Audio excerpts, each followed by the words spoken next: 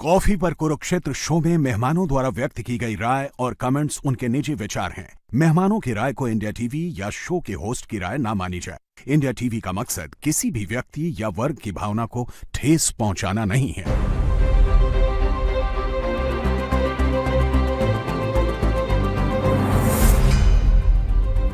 नमस्कार, बहुत स्वागत है आप सभी का आपके प्रोग्राम कहानी कॉफी पर कुरुक्षेत्र में। मैं हूं सौरभ शर्मा आपके साथ। रोज मिलते हैं, बातें करते हैं खुलकर और वो बताते हैं जो कोई और आपको नहीं बताता। ईरान से खबर जो इस वक्त आ रही है वो सुप्रीम लीडर आयतुल्लाह अली खamenei के मारे जाने के बाद अभी तक की इस 18-17 दिन की लड़ाई के अंदर ईरान के दूसरे सबसे पावरफुल व्यक्ति के मारे जाने की खबर है। इजराइल के रक्षा मंत्री की तरफ से यह दावा किया गया है कि ईरान की नेशनल सिक्योरिटी काउंसिल के सेक्रेटरी और हर मायने में इस वक्त जिनको माना जा रहा था कि वो शायद सबसे ताकतवर व्यक्ति हैं और सभी फैसले भी वही कर रहे हैं, अली लारिजानी, इनकी मृत्यु हो गई है एक इजरायली हमले में। कहने को अभी वहां पर नए सुप्रीम लीडर हैं मुज्तबा खamenei, लेकिन वो कहां हैं, किस हाल में है, ये कोई नहीं जानता। ट्रंप ने भी अभी ये कहा है कि कोई कहता है कि वो हमले में बुरी तरीके से घायल हैं, उनका एक पैर भी शायद चला गया है, लेकिन वो कहां है ये किसी को नहीं मालूम। और ना उनकी कोई तस्वीर, ना वीडियो, ना ऑडियो कुछ है, केवल उनके नाम से एक बयान आया था। ऐसे में अली लारिजानी को लेकर के ये सब लोगों के बीच आम राय थी कि यही इस वक्त वो व्यक्ति हैं जो सारे प्रमुख फैसले कर रहे हैं, खासतौर पर वॉर से रिलेटेड, सिक्योरिटी रिलेटेड, और इनको मार गिराने का दावा अब इजराइल ने किया है। तो ये अपने आप में एक बहुत बड़ी कैपेबिलिटी ईरान की बता रहा है और बहुत से लोगों का ये भी मानना है कि ये इस बात का अब सबसे प्रबल इंडिकेटर है कि ये लड़ाई ईरान के हाथ से निकल चुकी है पूरी तरीके से उसका कमांड स्ट्रक्चर ध्वस्त हो चुका है। ट्रंप पहले ही कह चुके हैं कि इनके यहां कमांड स्ट्रक्चर में जो 2 लेयर थी उसको हम पूरी तरह बर्बाद कर चुके हैं या उन लोगों को हम मार चुके थे। अली लारिजानी उस ओरिजिनल लॉट के व्यक्ति आप मानिए थे जो कि उस हार्ड लाइन को फॉलो करते थे जो आयतुल्लाह खamenei लेकर के चलते थे।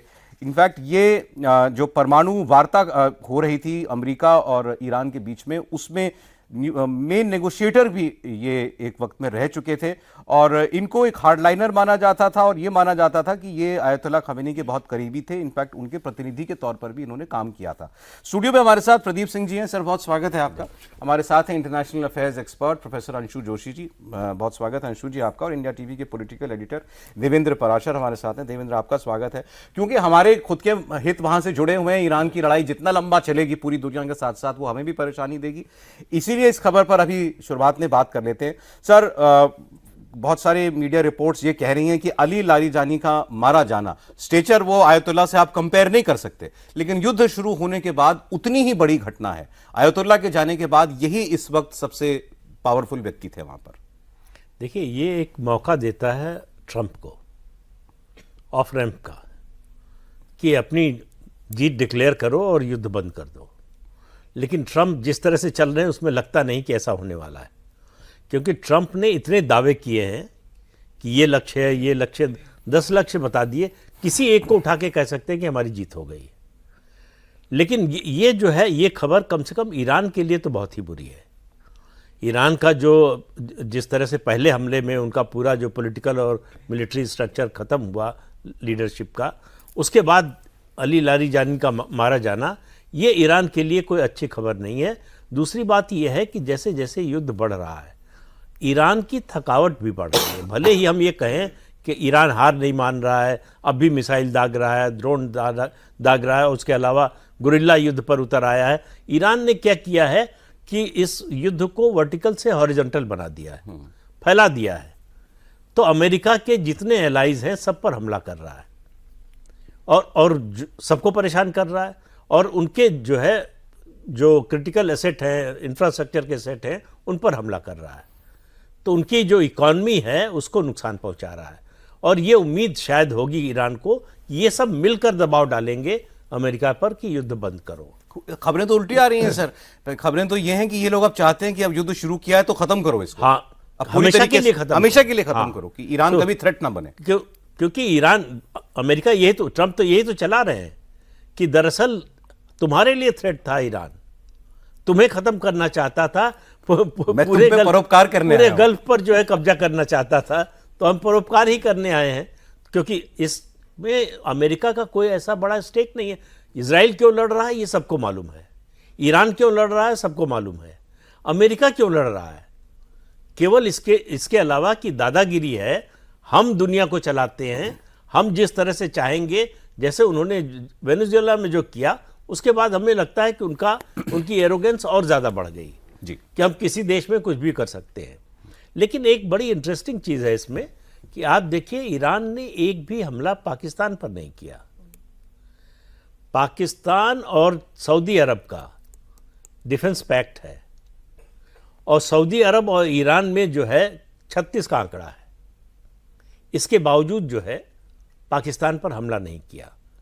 तो कई एक्सपर्ट्स का ये कहना है कि एक तो पाकिस्तान की 900 किलोमीटर की सीमा लगती है ईरान से, और 80% ईरान का तेल चीन खरीदता है।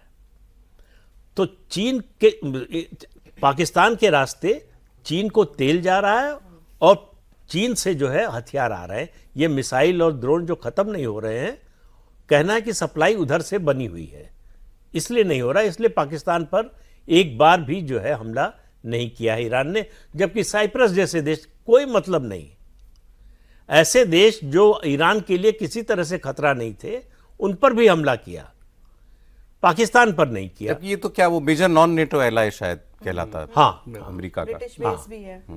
और जो है लंबे समय से जो है अमेरिका इस्तेमाल करता ही रहा है। सर, पाकिस्तान की बात थोड़ी देर में, अभी आपको लग रहा है लेकिन कि ये भी एक मौका हो सकता है कि ट्रंप विक्ट्री डिक्लेयर करे? बहुत बड़ा मौका है अगर सचमुच बंद करना चाहते हैं युद्ध तो। अली लारीजानी मारे गए, इनके साथ एक और व्यक्ति मारा गया है। वो व्यक्ति है जो इनकी बसीज मिलिशिया थी, उसका कमांडर, उसका प्रमुख मारा गया है। और अभी जनवरी में, दिसंबर और जनवरी के अंदर जो वहां पर प्रोटेस्ट हुए थे, जिसमें कहा किसी ने 12,000, किसी ने 32,000 लोग मारे गए, आम प्रदर्शनकारी, उनके ऊपर गोलियां चलाने वाली ये बसीज मिलिशिया ही थी। और ये वो व्यक्ति जो उसने आयतुल्लाह के कहने पर कहा जाता है कि सीधे सीधे इतना दमन किया, वो व्यक्ति भी मारा गया है। और अब इजराइल की तरफ से ये भी स्टेटमेंट दिया गया है कि अगर तख्ता पलट होगा, सत्ता परिवर्तन होना है ईरान के अंदर, तो वो ईरान की जनता की सहमति के बिना नहीं हो सकता, लेकिन हम उसके लिए हालात पैदा जरूर कर सकते हैं। तो हम अपनी तरफ से वो काम कर रहे हैं। और वो ये कहना चाहते हैं कि इससे बेहतर हालात नहीं मिलेंगे ईरान के लोगों को अगर वो इस दमनकारी सत्ता से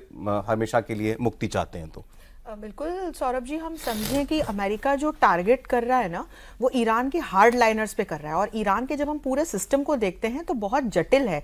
दो पैरेलल लाइंस हैं। एक पैरेलल लाइन वो जो इस्लामिक क्रांति के बाद थियोक्रेटिक इस्लामिक शरिया लॉ को एस्टेब्लिश करते हुए पहले खोमेनी और फिर खामेनेई के नेतृत्व में हम देख सकते हैं, जिसके ये दो अलग अलग लीडर्स हैं। एक जो नेशनल सिक्योरिटी काउंसिल के हेड थे लारीजानी, जिनके मारने की अब खबर आ रही है अमेरिका की तरफ से, इजराइल की तरफ से बार बार कहा जा रहा है कि उन्हें मार दिया गया है। और दूसरे जो ये अर्धसैनिक बल है ईरान का बसीज, इसके जो हेड रहे हैं सुलेमानी। और जब हम लारीजानी को देखते हैं तो पीछे जितने भी नेगोशिएशंस भी हुए अमेरिका के साथ, वहां पर इनकी बड़ी मुख्य भूमिका रही। तो रणनीतिक और सामरिक दृष्टि से जो हार्डलाइनर्स हैं, जो IRGC वाले रॉयल गार्ड से जो अलाइंड ये सारे हार्डलाइनर्स रहे हैं, ये जो दूसरा पैरेलल है ईरान का, वो क्या है सत्ता में? वो हमारी तरह एग्जीक्यूटिव है, हमारी तरह वहां पर जुडिशरी है, हमारी ही तरह जिस तरह से हमारा एक पार्लियामेंट्री सिस्टम है, वो एक पैरेलल चलता है। तो पेजेश्कियान पर अटैक नहीं कर रहा है अमेरिका। अमेरिका अटैक कर रहा है खामेनेई पे, अमेरिका अटैक कर रहा है सुलेमानी पे, अमेरिका अटैक कर रहा है लारीजानी पे। तो ये जो पूरी रॉयल गार्ड वाली थियोक्रेटिक इस्लामिक शरिया बेस्ड लाइन है, इस पर अमेरिका अटैक कर रहा है, ताकि जो रिजीम चेंज करने की बात बार बार ट्रंप कर रहे हैं, युद्ध शुरू करते ही, अटैक करते ही ट्रंप का स्टेटमेंट आया था कि हमारा इस बार का लक्ष्य ईरान में रिजीम चेंज करना है। और वो रिजीम चेंज करके सौरभ स्ट्रेट ऑफ हॉर्मूज पे कब्जा करना, कंट्रोल करना, ताकि चीन कंटेन हो सके। ये फिर उसके आगे का जुड़ा हुआ अलाइंड मकसद है। लेकिन देखिए, अभी सुप्रीम कमांडर ईरान के मुश्तबा खमेनेई का एक स्टेटमेंट फिर ईरान का मीडिया जो है वो बता रहा है कि उन्होंने ये कहा है कि अभी फिलहाल सीज फायर के कोई हालात नहीं है। अमेरिका के साथ, इजराइल के साथ कोई सीज फायर नहीं हो सकती, फिलहाल उनसे कोई बातचीत भी नहीं हो सकती। उन्होंने कहा है कि जब तक हम अमेरिका को सबक ना सिखा दें, जब तक अमेरिका को समझ में ना आ जाए कि उसने बहुत बड़ी गलती की ईरान पर यूं हमला करके, और अपने शहीदों का बदला हम ना ले लें, तब तक सीज फायर की कोई गुंजाइश नहीं है। ये उनके हवाले से बयान चलाया जा रहा है। अब ये कोई नहीं जानता कि ये मुश्तबा खमेनेई कहां से बैठकर किस माध्यम से ये बयान दे रहे हैं, वो हैं कहां, उनकी परिस्थिति क्या है, वो ठीक हैं कि नहीं, जीवित भी हैं कि नहीं, इसकी कोई कॉन्फर्मेशन अभी तक नहीं दी गई है। इसके उलट अगर आप देखिए, 2 बार ऐसी अफवाहें उड़ाई गई कि नेतन्याहू नहीं रहे, नेतन्याहू की मृत्यु हो गई, तो तुरंत 2 वीडियो डाले गए अलग अलग, परसों और कल, आज वीडियोस शेयर किए नेतन्याहू ने खुद अपने पर्सनल अकाउंट से सोशल मीडिया पर, ये बताने के लिए कि मैं बिल्कुल ठीक हूं। लेकिन सबके बाद मुश्तबा खामेनी का कहीं कोई अता पता नहीं है। बहुत से लोग कहते हैं कि वो रूस में छिपे हुए हैं या इलाज के लिए गए हुए हैं। कोई ये भी कुछ मीडिया के सेक्शंस में चल रहा है कि उनको पुतिन ने अपना जहाज भेज करके बुलवाया। आज तो मैंने ये भी पढ़ा कहीं कि उनका जो है प्रेसिडेंशियल कंपाउंड के अंदर जो अस्पताल है उसमें वहीं पर अपने घर के बगल में जैसे कमरा दिला करके इलाज करा रहे हो पुतिन, ये भी दावा किया जा रहा है। लेकिन ये वॉर के टाइम में आपको कुछ इसकी असलियत जल्दी पता चलेगी, इसकी कोई गुंजाइश नहीं है। लेकिन ये लड़ाई अब फिलहाल आज की जो डेवलपमेंट है, हो सकता है कि इसके बाद एकदम से चरमरा के ईरान का सारा स्ट्रक्चर जो है वो गिर जाए। लेकिन अगर 17 दिन तक जैसे जंग लड़ी है ईरान ने, अगर वो चलता है तो फिर कितने दिन और आगे ये कोई नहीं कह सकता। देवेंद्र, हाँ बिल्कुल सौरभ, और गवर्नमेंट ऑफ इंडिया के सोर्सेज का ये कहना है कि अब वो ये मान के चल रहे हैं कि इंटेंसिटी भले ही लड़ाई की अभी कम हो जाए लेकिन ड्यूरेशन लंबा खींचेगा। और उसके पीछे वजह यह है कि ईरान से जो फिलर मिल रहे हैं उसमें इस प्रकार के फिलर मिल रहे हैं कि हम तो बर्बाद हो गए, बाकियों को भी हम बर्बाद करेंगे। और छोटे छोटे ड्रोन वाले अटैक तो वो लगातार करते ही रह सकते हैं, इसमें उनको कोई दिक्कत है नहीं। तो और यूएस का जो स्टैंड उनको समझ में आ रहा है और गवर्नमेंट ऑफ इंडिया से जुड़े हुए सोर्सेज को भी इस बात को समझ में आ रहा है कि शायद अब अमेरिका के ऊपर प्रेशर आना शुरू हो गया। वो ये चाह रहे हैं कि दुनिया के बाकी देश मिलके जो रायता उन्होंने फैलाया है उसको समेटने का काम करें। भारत की इसमें पोजिशनिंग अगर आप देखें तो बहुत सारी पोजिशनिंग नज़र आ रही है आपको। भारत अगर ईरान के राष्ट्रपति की आप बात कर लें तो पुतिन, मैक्रो और मोदी, यही 3 शख्स हैं जिनसे उनकी बातचीत हुई है। तो एक तरफ आप गल्फ के कंट्री से भी बात कर रहे हैं, दूसरी तरफ ईरान से भी उसी रूप में बात कर रहे हैं। तीसरी चीज़ कि अगर आपको अपने लोगों को निकाल के लेके आना था तो आर्मेनिया, अजरबैजान दोनों आपस में लड़ते 10-15 साल 20 साल लड़े, और उन दोनों देशों से आप, जो कि मुस्लिम कंट्री है, वहाँ से आप अपने लोगों को निकाल के भी लेके आ रहे हो। 100 से ज़्यादा सिर्फ वहाँ पे बाकी देशों के भी फंसे हुए हैं, जिसमें से 20+ आपके हैं, उनमें से 5 आप निकाल के लेके आ गए। कुछ और जो नेगोशिएशन हो रहा है उसमें अभी एक बाधा ईरान की तरफ से यह है कि जब सैंक्शन के समय में ईरान के 3 जहाज हमने रोके थे यूएस सैंक्शन के चलते, तो उसको लेके बातचीत चल रही। तो एक तरह से आप भारत की पोजीशन डिनाई कर रही है वो वैसा ही होता है कि हमारे पास कोई जहाज भी नहीं है और ना वो ऐसा ही उस पर रहता हम बात कर रहे हैं। तो वो सब कहने की चीज़ नहीं रहती। बट आप समझ सकते हैं कि हमारी बात सबसे ज़्यादा सुनी जा रही है और जो हमारे इंटरेस्ट में हो सकता है उस काम को कर रहे हैं। तो मतलब कहा जाता था ना कि नरेंद्र मोदी की जो पॉलिसी है वो गल्फ कंट्रीज के चक्कर में अपने ईरान को किनारे कर दिया, या मुस्लिम देशों के साथ आप ठीक नहीं रख पा रहे हैं, वो तो बिल्कुल नहीं दिख रहा है। अभी फिर 2 जहाज और आ रहे हैं, सुना है। वही कह रहे हैं कि वो एक तो ईरान के साथ आप कर ही रहे हैं और बाकी अजरबैजान, आर्मेनिया, गल्फ के दूसरे कंट्रीज, हर कोई आपकी बात सुन रहा है। तो लेकिन चिंता ये है कि ये लंबा खींचता नजर आ रहा है। भाई कोई मैनेजमेंट भी आप कब तक करेंगे? और एक बड़ी परेशानी सौरभ ये है कि गल्फ से जो हमारे पास एलपीजी आता था वो जैसे 7 दिन में आ जाता था। यूएस और कनाडा से जब आप लेके आएंगे तो उसमें लगभग 41 दिन लगेगा। तो इसलिए हम जब वहाँ से जहाज मंगा रहे हैं उनकी संख्या कई गुना बढ़ाई जा रही है, ताकि थोड़े दिन अगर डिस्टर्ब भी रहे तो उसके पास, हमारे पास जब आए तो फिर बहुत ज़्यादा है। लेकिन अभी जो आप बात कर रहे थे कि भारत की जो पोजिशनिंग है इस वॉर में, इजराइल और अमेरिका एक तरफ, दूसरी तरफ ईरान के साथ, और ईरान भी हमारी बात सुन रहा है, इसको लेकर के पहले भी हमने आपको बयान सुनाया था। अमेरिका के सिक्योरिटी एक्सपर्ट्स कह रहे थे कि नरेंद्र मोदी वो कोशिश करें तो दोनों पक्ष सुन सकते हैं उनकी बात। फिनलैंड के राष्ट्रपति अलेक्जेंडर स्टब, उन्होंने इस बात को दोहराया है। उन्होंने कहा कि इंडिया सबसे ज्यादा वेल प्लेस्ड है इसमें कोई सीज फायर नेगोशिएशन कराने में। उनको सुन लेते हैं। फिनलैंड के राष्ट्रपति कह रहे हैं कि भारत को पहल करनी चाहिए सीज फायर कराने की।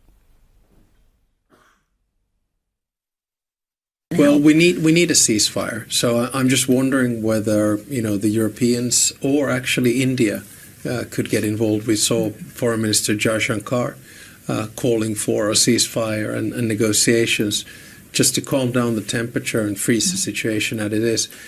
The problem in these kinds of situations is when you kind of have 3 players, Israel, the US and Iran, all with more or less different interests. It's very difficult for them to organize themselves into a peace kind of a situation. Sir, इस पर मैं जब बिल्कुल आपका dispassionate view चाहिए, क्योंकि हम लोग बड़े खुश हो जाते हैं जब दुनिया कहती है कि भाई भारत जो है इसमें मध्यस्थता करा दे। रूस यूक्रेन के टाइम पर भी ये कहा जा रहा था, वो युद्ध अभी भी चल रहा है। लेकिन क्या हम किसी ऐसी पोजीशन में हैं कि एक्चुअली हमारा इतना बड़ा स्टेक हो कि वो भी हमारी सुने, ये भी हमारी सुने? नहीं, देखिए, हम एक स्वीट स्पॉट पे तो हैं, इसमें तो कोई शक नहीं है। लेकिन सवाल दूसरों का है, क्या ट्रंप का ईगो इसकी इजाज़त देगा कि भारत पीस मेकर बने? मान लीजिए कि ईरान इसके लिए तैयार भी हो जाए एक बार, स्टेक्स तो ईरान और इजराइल और अमेरिका के हैं। हमारा तो इंटरेस्ट ये है कि स्ट्रेट ऑफ हॉर्मुज खुले या ये युद्ध बंद हो तो हमारी इकोनॉमी को जो नुकसान हो रहा है वो बंद हो जाए, और दुनिया में बहुत से देशों को ये लग रहा है। लेकिन ये तो तभी संभव है जब इजराइल को एक बार छोड़ भी दे तो अमेरिका और ईरान इसके लिए तैयार हो, दोनों देशों की लीडरशिप इसके लिए तैयार। वो हमारा लिवरेज होना चाहिए ना उतना, दोनों के पास। दोनों के पास नहीं है भाई। अमेरिका को हम बदले में क्या कंसेशन दे सकते हैं? कुछ नहीं। ईरान को क्या दे सकते हैं? कुछ नहीं। तो इसलिए जो है ये सुनने में बात अच्छी लगती है, इसका मतलब यह है कि दुनिया का भरोसा अमेरिका पर नहीं है। Exactly. अमेरिका पीस मेकर नहीं बन सकता। इससे बड़ा नो कॉन्फिडेंस ट्रंप के खिलाफ और क्या हो सकता है? दुनिया का सबसे बड़ा देश, सबसे ताकतवर, सबसे अमीर देश, और उसका राष्ट्रपति, उसकी हालत यह है कि वो दूसरे देशों से कह रहा है कि आओ मदद करो, और कोई मदद के लिए आ नहीं रहा है। उसमें भी ऊंच नीचे नहीं होने देना चाहता। वो कह रहे हैं कि इतना छोटी सी मदद नहीं करेंगे हमारी, हम इनके लिए इतना करते हैं। तो उनको लग रहा है कि ये बहुत हमने बहुत बड़ा एहसान किया है पूरी दुनिया पर, अब दुनिया के लिए ये जरूरी है, ये मौका आया है कि हमारी मदद के लिए आए, और कोई मदद के लिए आ नहीं रहा है। सबको समझ में आ रहा है कि आप युद्ध से पहले अगर बात की होती तब ये स्थिति ना होती। आपने अपने साथी देशों से बात नहीं की, अपनी संसद में बात नहीं की, अपनी पार्टी में बात नहीं की।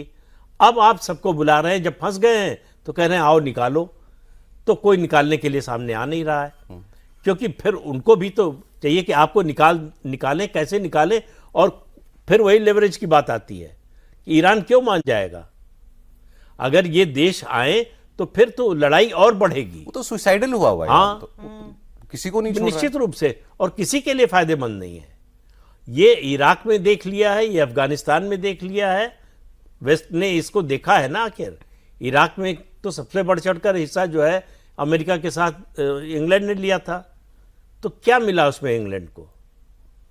या अफगानिस्तान में नेटो की फोर्स गई तो उनको क्या मिला? पर ऐसा भी नहीं हुआ जैसे इस बार लोग मुंह पे मना कर रहे हैं ट्रम्प के। ऑस्ट्रेलिया, जापान, कितने देश हैं, साउथ कोरिया ने, और ये कुछ लोग एशिया की कंट्रीज जो है शर्म लिहाज में नहीं कर पा रही हैं। यूके ने लगभग मना कर दिया है, फ्रांस ने बिल्कुल मना कर दिया, जापान ने मना कर दिया।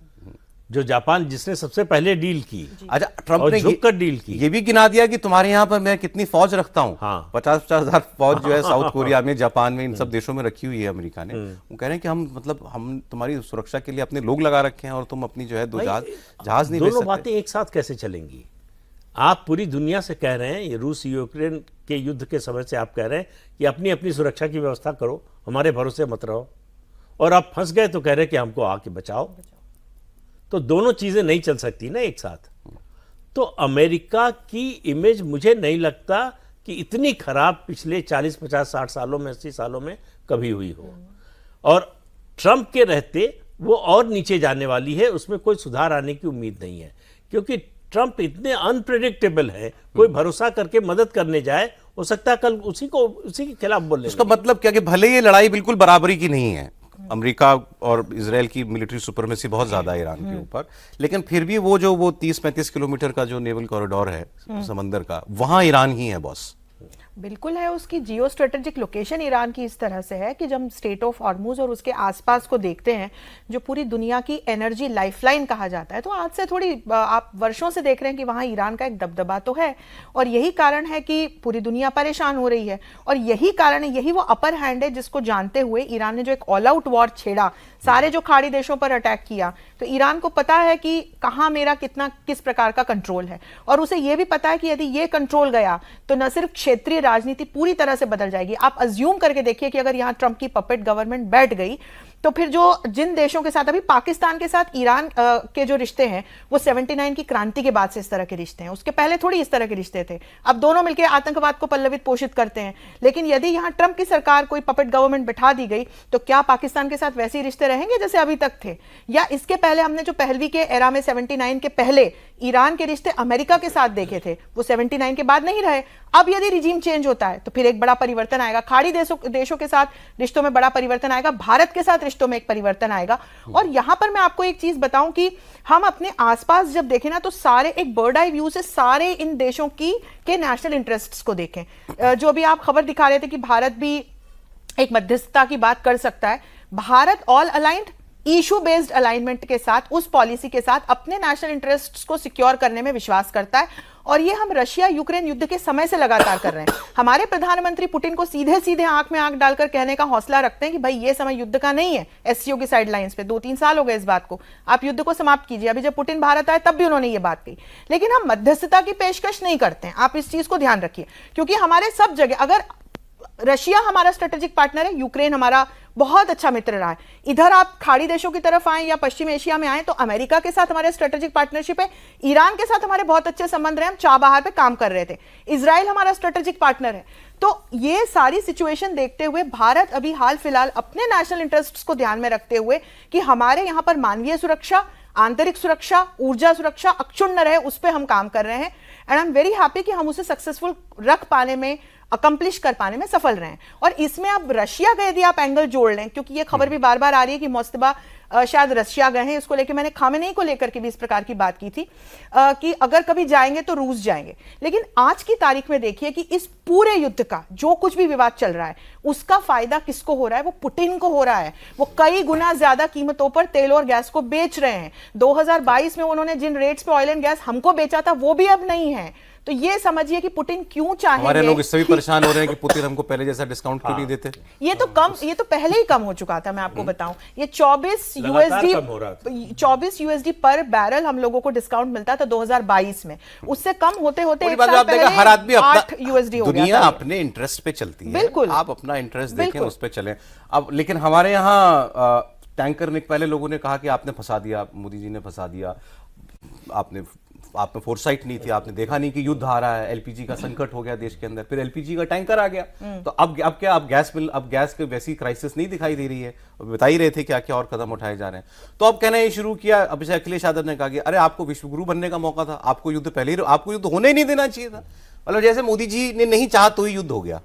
ये जैसे मोदी जी के चाहने से युद्ध हुआ, वो चाहेंगे तो रुक जाएगा।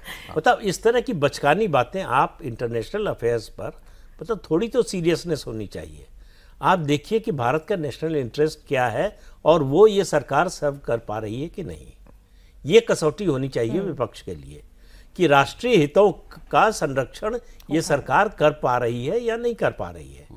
तो राष्ट्रीय हित के संरक्षण में तो कोई कमी कहीं। अब सर दूसरा गोल पोस्ट आ गया, अब आ गया फिर से यूएस ट्रेड डील आ गया। सीजन चल रहे हैं हमारे यहाँ ये वेब सीरीज जैसे। अभी ठंडा हो गया था यूएस ट्रेड डील वाला मामला, तो बैक बर्नर पे चला गया। तो भाई जंग आ गई, तो जंग में भाई सरकार सरेंडर कर दिया।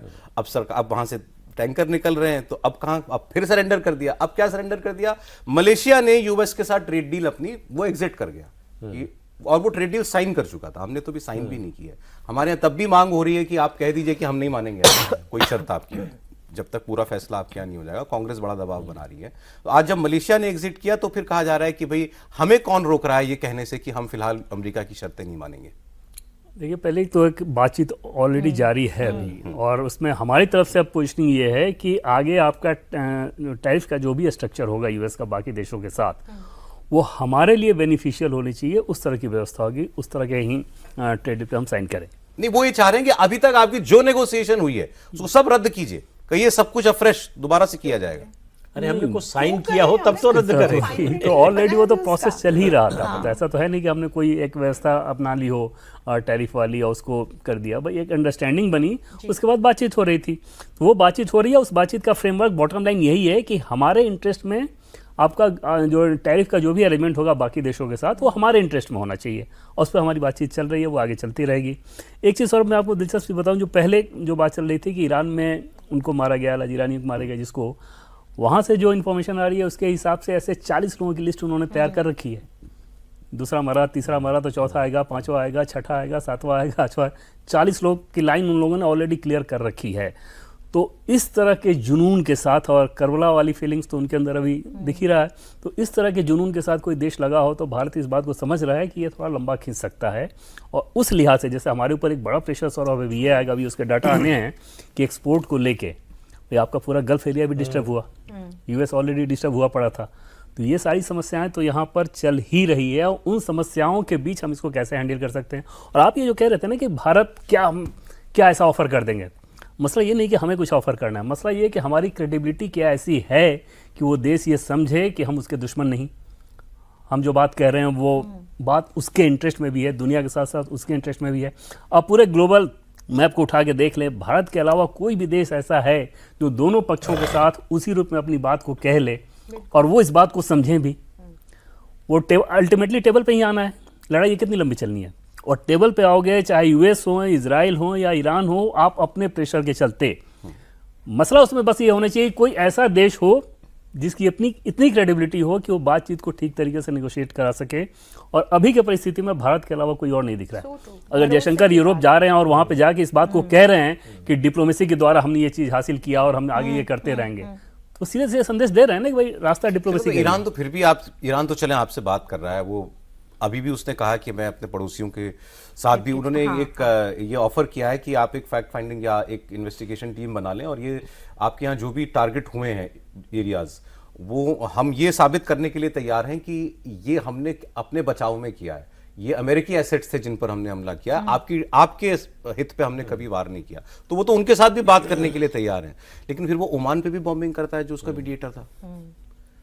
वहां भी सब इतना ऐसा नहीं दिखाई दे रहा कि भाई उसकी पोजीशन बड़ी क्लियर है, उसकी कोशिश साफ दिखाई दे रही पूरी दुनिया को जंग में लाओ। बस कि हम तो बर्बाद हुए, मैंने शुरू में कहा ना कि हम तो बर्बाद हुए, बाकी कोई बर्बाद करेगा। यूरोप तक पहुंच गया भाई वो, साइप्रस, तुर्की और अजरबैजान।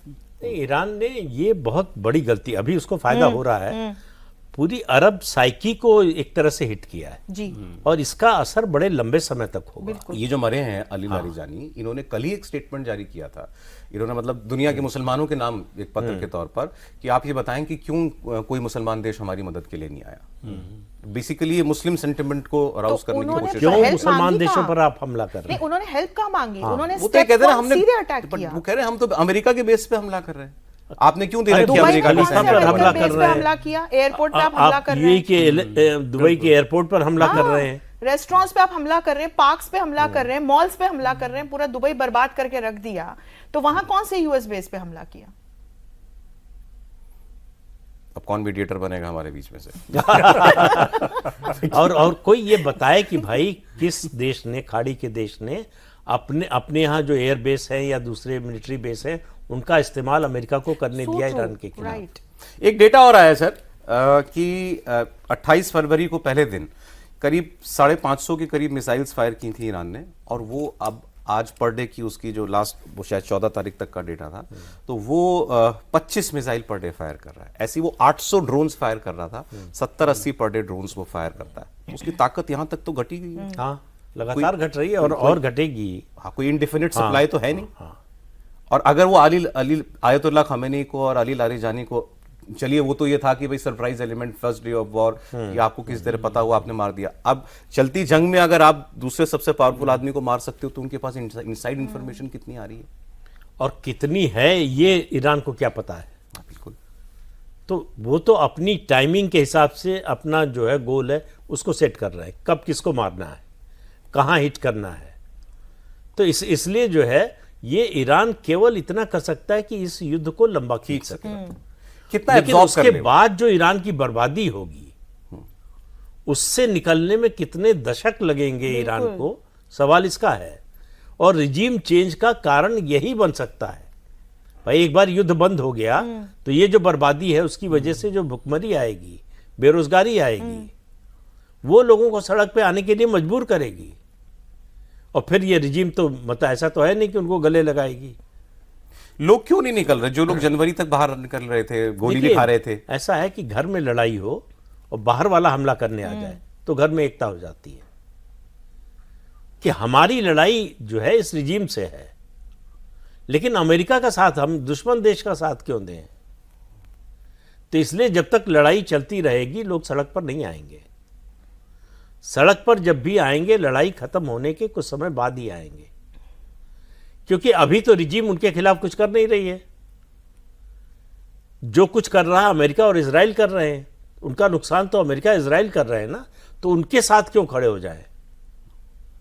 तो इसलिए अभी तो लोग सड़क पे नहीं आने वाले। और कोई ये जो क्राउन प्रिंस थे, इनको लेकर के बातचीत, या अब तो कोई अल्टरनेट रिजीम के बारे में भी बात होनी बंद हो गई है, क्योंकि अब लोगों को ये लग रहा है कि ऐसे तो जो लोग 17 दिन लड़ सकते हैं अभी और कितना दिन लड़ सकते हैं, ऐसे कैसे रिजीम चेंज होगी? बिल्कुल निश्चित तौर पर, और प्रदीप जी ने बिल्कुल सही बात कही। यहाँ पर ना ट्रंप ने बहुत बड़ी मिस कैलकुलेशन की। उन्हें लगा कि ये बहुत मुफीद समय है, जैसे वेनेजुएला में था, वहां पर भी अनरेस्ट तो था ही, उसका फायदा ट्रंप ने उठाया, और यहाँ IRGC तक में मोसाद बैठा हुआ है। ये तो एकदम क्लियर कट फैक्ट है, पूरी दुनिया को पता है। तो ट्रंप को लगा इसी बल पे खामेनेई एलिमिनेट भी हो पाए पहले ही दिन अटैक में, तो इस पे उनको लगा कि जनता मेरा साथ देगी। लेकिन जनता ने घर की लड़ाई के बाहर से जब कोई आया घर में, तो उनका साथ देने से मना कर दिया। और यही कारण है कि लगातार जो ये एक्सट्रीमिस्ट वाला पैरेलल है, इस पे ट्रंप और इजराइल अटैक कर रहे हैं, और इसमें समय लगेगा, लेकिन मुझे इस बात का भी भरोसा है कि रिजीम ईरान में चेंज होगा।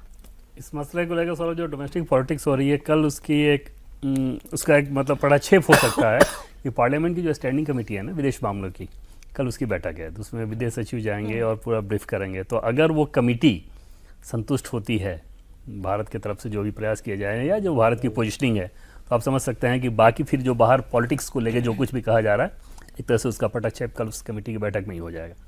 उसकी आधिकारिक ब्रीफिंग तो नहीं होती है, लेकिन सोर्सेज के मार्फत वो जानकारी सामने आई जाएगी कि कमेटी के चेयरमैन कितना संतुष्ट हैं, क्या कुछ बोल रहे हैं बाहर, तो आके वो रिकॉर्ड पर भी बोल वही सकते हैं। कमेटी जिसके चेयरमैन शशि थरूर हैं।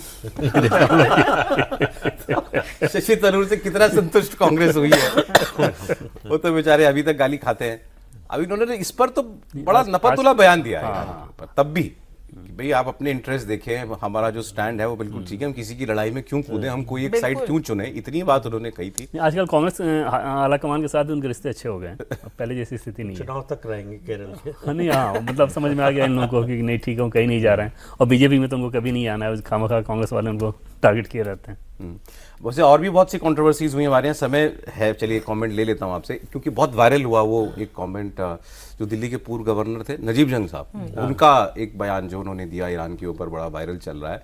लोगों ने कहा कि आप देखें कि ये भी जो है अंदर से एक हार्डकोर इस्लामिस्ट रहे हैं, और ये भारत सरकार के सचिव भी रहे हैं, और उन्होंने जिस तरीके से कहा कि ये एक उम्मा का फेलियर है, नोशन ऑफ उम्मा का, मुस्लिम सॉलिडारिटी का फेलियर है, तो उनको ऐसी बात नहीं करनी चाहिए थी। नहीं, आप उन्हीं को क्यों देख रहे हैं जो हमारे वाइस प्रेसिडेंट थे, 12 साल वाइस प्रेसिडेंट रहे, उनको देख लीजिए। इन सब लोगों के अंदर है वही, वो एक पर्दा रहता है और ऐसा समय आता है जब वो हट जाता है। तो नजीब जंग के बारे में जिन लोगों को गलतफहमी थी, उनकी गलतफहमी दूर हो जानी चाहिए। वो सोचते उसी तरह से है, उनके लिए इस्लाम और उनका मजहब सबसे ऊपर है, और वो पर्दा भी ट्रांसपेरेंट ही रहता है। हाँ, ट्रांसपेरेंट रहता है, वो जो देखना चाहे देख जाता है, जो आंख बंद किए हुए उसको नहीं देखता है। इसीलिए डॉक्टर अंबेडकर की बात बार बार पढ़नी और याद रखनी चाहिए कि मुसलमान के लिए जो बाकी लोग हैं, जो उनकी ब्रदरहुड है, वो यूनिवर्सल नहीं है, वो क्लोज कॉर्पोरेशन है, केवल मुसलमानों के लिए है, बाकी सब काफिर हैं। बाकी सब काफिर है। दिन में 5 बार नमाज पढ़ते हैं, उसमें क्या पढ़ते हैं आप इसी से समझ लीजिए कि वो क्या समझते हैं। कि ऐसा कोई मौका नहीं था कि वो इसकी बात करते, फिर जैसे उन्होंने सैटेनिक फोर्स कहा इजराइल को, बात करते तो हम आप चर्चा कर रहे होते। नहीं, उस बयान में ऐसा लगा कि वो वाकई जैसे आदमी अंदर से पीड़ा से बोल रहा। वही हम लोगों को जल्दी ये बात समझ में, जो शत्रुबोध की बात है ना, शत्रुबोध का मतलब ये नहीं होता कि लाठी तलवार लेकर सड़क पे निकल जाए। वैचारिक शत्रु, आंतरिक कौन विचारधारा के आधार पर कौन हमारा शत्रु है, विरोधी है, इसकी पहचान होनी चाहिए, और उसकी पहचान हो तो फिर ठीक है। लेकिन गलतफहमी में अगर आप हैं कि जो आपका दुश्मन है, आपको या आपको दुश्मन मानता है, उसको आप दोस्त मानकर गले लगा रहे हैं, तो एक दिन धोखा खाएंगे ही। अभी तो सवाल यह है कि लड़ाई कब बंद होगी। अभी फिलहाल इसके बारे में कुछ नहीं कहा जा सकता। ऐसा हम बार बार कहते हैं, इसी प्रोग्राम में कई बार कहा है कि ट्रंप को कब सपना आ जाए कि मैं जीत गया हूं और वो अगले दिन ऐलान कर दें, तो वही दुनिया के लिए होगा अच्छा दिन जब ये जंग रुक जाए। बाकी अब तब तक तो ट्रंप ही लगे हुए हैं। बहुत शुक्रिया सर, स्टूडियो में आया प्रदीप जी, बहुत शुक्रिया। देवेंद्र शुक्रिया आपका, प्रोफेसर बहुत शुक्रिया आपका भी। कॉफी पर कुरुक्षेत्र देख रहे थे आप, आज इतना ही।